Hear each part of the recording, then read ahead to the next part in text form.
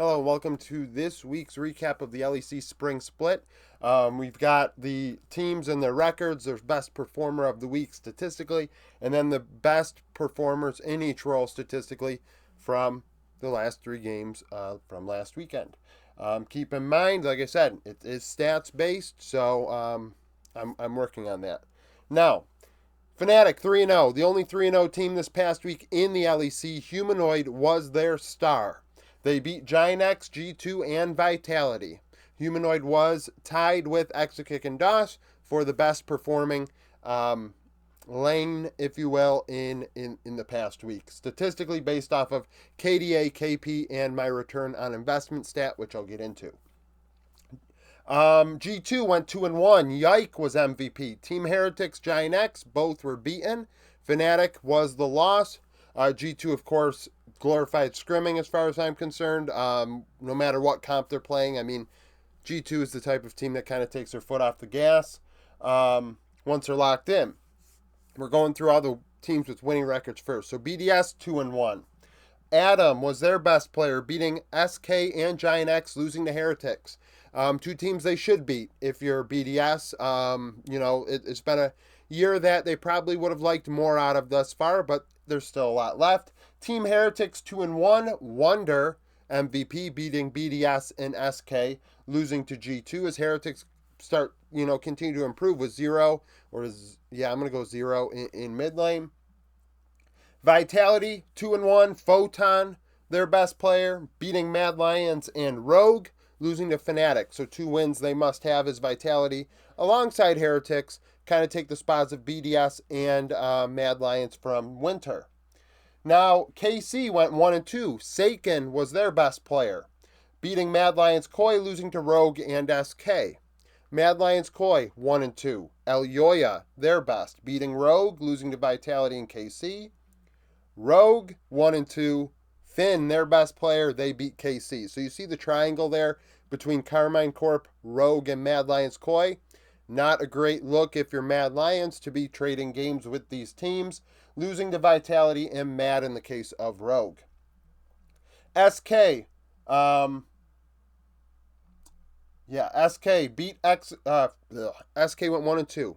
X kicked DOS, their best players. They lost to BDS and Team Heretics, but beat Carmine Corp. SK showing, hey, we're a little bit better than these bottom teams, but still nowhere close to the top. And then Giant X 0-3 as they continue to struggle. Patrick Ignar, their best lane, if you will, statistically, lost to Fnatic, BDS, G2. You could argue those are the 3 best teams from last year and currently the 2 best teams in the LEC. Now, top performers, return on investment stat. I'm going to fine-tune it for next week, but to continue with the uniformity consistency of the last 3 videos, return on investment is damage to enemy champions plus damage taken divided by gold. I am going to change it for next week and maybe even add a totally additional stat to have 4 stats to look at. But Photon, 2.7 KDA for Vitality, 73 KP, 316 return on investment. That means 3.16 damage, whether it's taken or given, per gold per minute. Wonder, 2.7 KDA, 53 KP, so a lot less involved, but more impactful when he was involved with a 3.47 return on investment. Adam, 2.3 KDA, 79 KP, and a 327 return on investment. In the jungle, we have Yike, 2.3 KDA, which isn't great, but a 97 KP. And I double-checked it, and I'm pretty sure it's right. 3.57 return on investment. Yankos, a 6.8 KDA, which is great. 81 KP, very strong. 3.51 return on investment.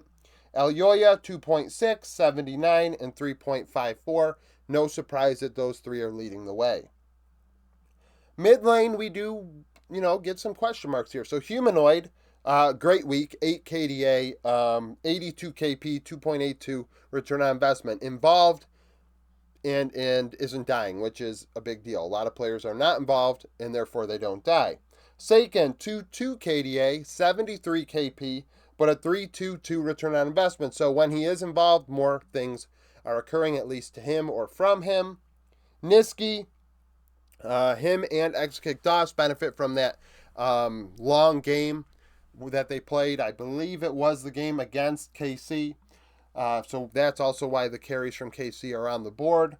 Niski 1.8 KDA, 75 KP, 3.52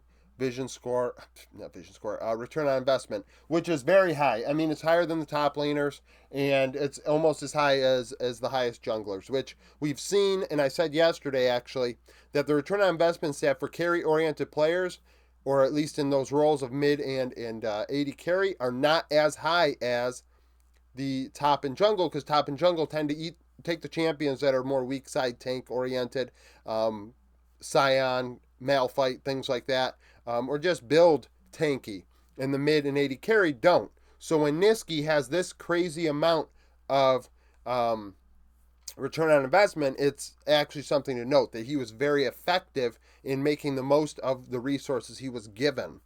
Bot lane, X-Kick Doss, 3 KDA combined, 79 KP, 3.08 return on investment. I combine the bot lanes due to the Senna meta that we are still in.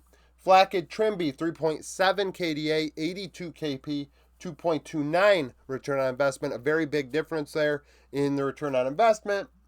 Upset Targamas, 2.3, 79, 2.81 return on investment. So that's it for this video.